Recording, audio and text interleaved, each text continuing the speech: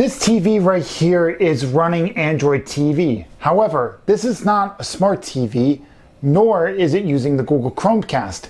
Instead, it's using this. This right here is the remote to the ONN Full HD Streaming stick. Now, this is a Google TV device that you could get at Walmart for around 15 bucks. So, without any further ado, let's get into the review.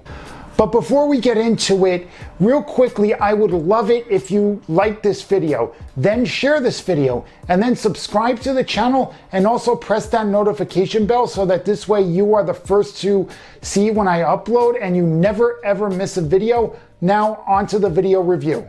Right out of the box, you are met with the streaming stick itself, the remote, batteries, micro USB cable, and an HDMI cable. Now, the HDMI cable is a little bit short because it's not really meant to be a regular cable. It's meant to be an extender so that this way you can plug in your streaming stick without having to unplug anything else.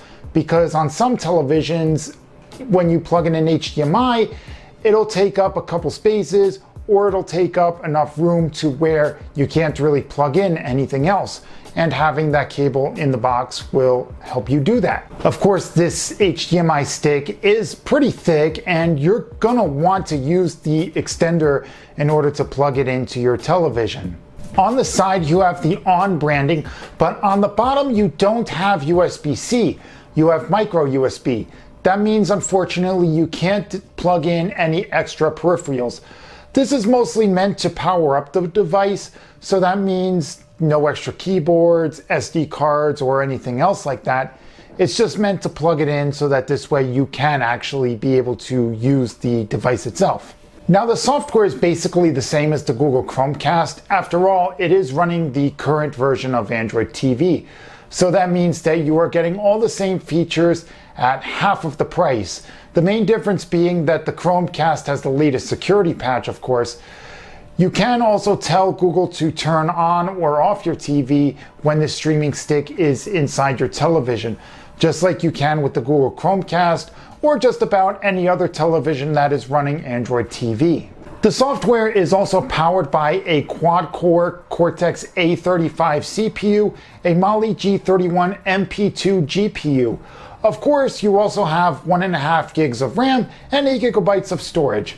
Now, that's enough to store a few apps on it that you can download from the Google TV Play Store, as well as whatever movies or television shows or whatever games that you have. You can download it all onto this streaming stick. Of course, having all these specs makes scrolling through the software a total breeze, as I've had very few hangups. However, I would like to see the RAM be upgraded to at least 2 gigabytes, but hey, that's just simply me being greedy. Now, of course, you can plug this into a 4K television and you will get a great picture. However, you can only get up to 1080p resolution, as that is the cap for this device. Of course, right here you could see that I'm watching one of my videos, and of course, I record everything in 4K. I'm recording this video in 4K, but watching on the ONN streaming stick, it's only going to get up to 1080p because that's the resolution that it caps out at. Now, when you are not watching anything, the display will go into an ambient display. Now, what that will do is that will show you random pictures from random photographers from around the world. It also displays the time and the weather. You can also have it display other information as well. You can also have it display photos that you have stored in Google Photos if you want to. So you can have your kids' photos there, or you can have your wedding photos. Whatever photos that you want, as long as it's uploaded to Google Photos, you can have that displayed as your ambient display. Next, we have to talk about casting. Now, this being a Google TV device, you can cast your media onto this streaming stick. YouTube, Tubi, Disney Plus, and other apps work flawlessly when casting. However, I did run into some issues when watching my hockey games. The MSG app would freeze up and then resume the live stream, causing me to miss a few seconds of the game. Sometimes it would even pixelate. That was made worse when watching Sling TV, when I was watching Game 1 of the Eastern Conference semifinals, when Sling froze up and then replayed a goal the Hurricanes scored late in the game, making me think that the Hurricanes had tied the game against the New York Rangers. Now, I'm not sure why this is, but I did notice some overheating when casting live television. But this is definitely an issue that I hope gets fixed in the future. So Google, please work on an update that will fix the overheating of these streaming sticks when casting live television. Thank you. Oh yeah, and just a quick little footnote, the Rangers did win that game 4-3, so no harm, no foul. Now finally, let's take a look at the remote. Now this is a white remote with a black round button right here, and also right here at the top you have the assistant button as well. And of course you have the black home button as well. All the rest of the buttons, however, are white, and it matches the color scheme very well.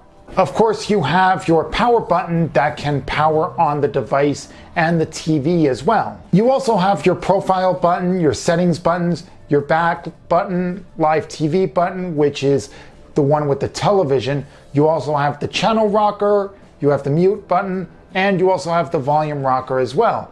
And of course, you have the buttons that open the apps down there. There's 4 of them. You have YouTube, you have Netflix, Paramount Plus, and Disney Plus as well. All 4 of those buttons will instantly boot you right into those apps. So if, let's say, I wanted to open YouTube, I just press the YouTube button without scrolling, and the YouTube app will instantly open.